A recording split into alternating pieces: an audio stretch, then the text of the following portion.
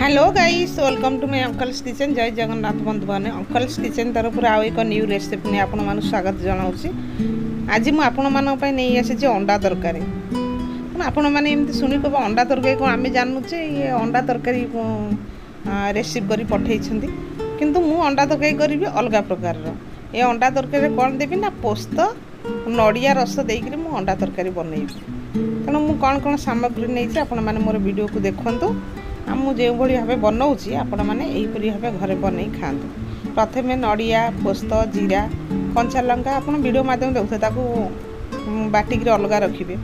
पियाज रसुण अदा टमाटर ताकू बाटी अलग रखिए। अंडा को मुझे आगुरी टे सीझे देती सीझाटा आउ देखनी खाली सीझा अंडाटा देखी अंडाटा भाजीदेवे तेल आलू भी भाजीदेवे तापर जमी आम तो साधारणतः तरकारी हुए मसला कषा हुए सेमती करेंगे। देखो मुझे प्रोसेसर करते आपने देखो।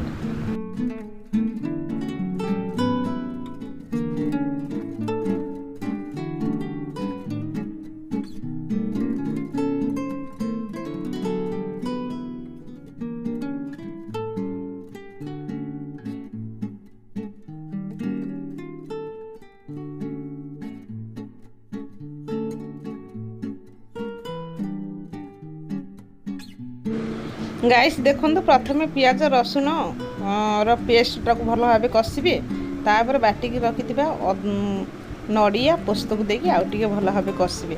एथिरे मु धनिया पाउडर चिली पाउडर आ मैगी मसला पकई गरम मसला यही चार्टा सामग्री पकईकरी भल भाव कषिबे।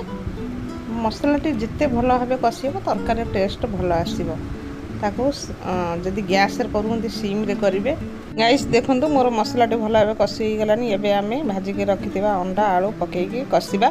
जेहेतु मोर छोट कड़े छोट प्यान एते तरकारी जगह हम कि नहीं से आउ एक बड़ कड़े बड़ प्यान को तरकारी सब ट्रांसफर कर देछि।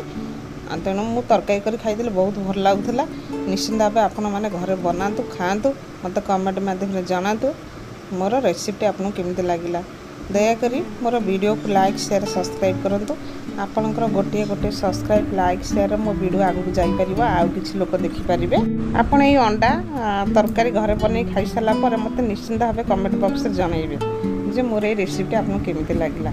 तेणु बेल आइकन प्रेस करूँ जहाँफल कि जो नुआ नुआ वीडियो छाड़ी आपने देखिपारे। आउ एक एपिसोड देखा। जय जगन्नाथ।